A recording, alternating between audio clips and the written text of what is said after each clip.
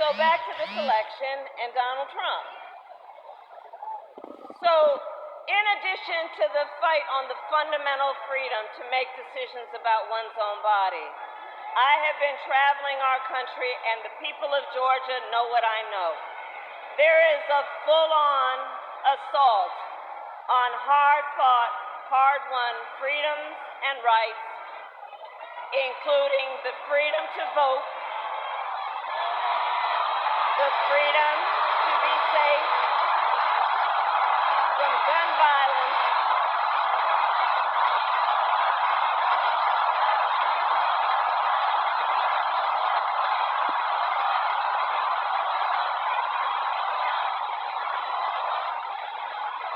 and an attack on the freedom to love who you love openly and with pride.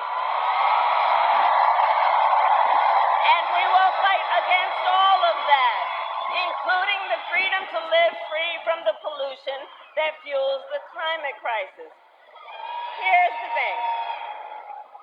Generations of Americans before us led the fight for freedom. Now, Savannah, the baton is in our hands.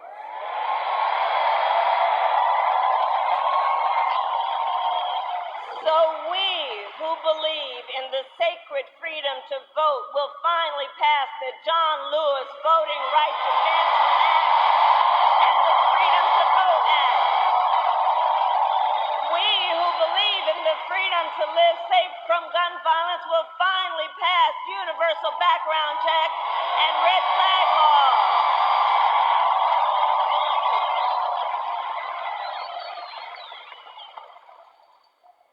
So much is on the line in this election.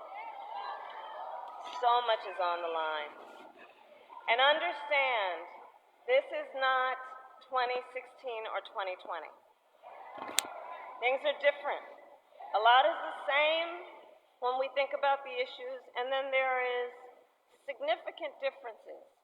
The stakes in 2024 are even higher, because consider that the United States Supreme Court recently just basically told the former president that going forward he will be effectively immune no matter what he does in the White House.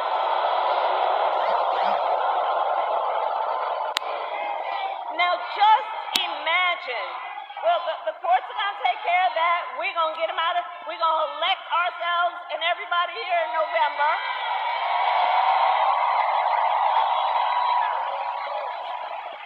But I mentioned the Supreme Court ruling because understand what this means. Just imagine, before there was at least the threat of consequence.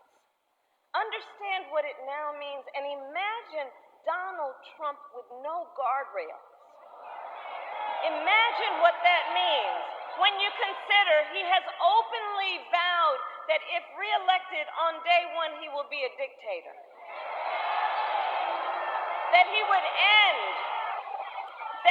end the independence of the Department of Justice so he could have unchecked power and seek vengeance against people who disagree with him.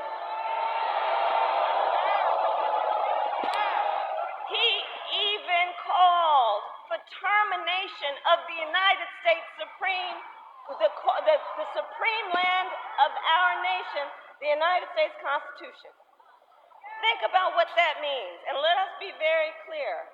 Someone who suggests we should terminate the Constitution of the United States should never again stand behind the seal of the president.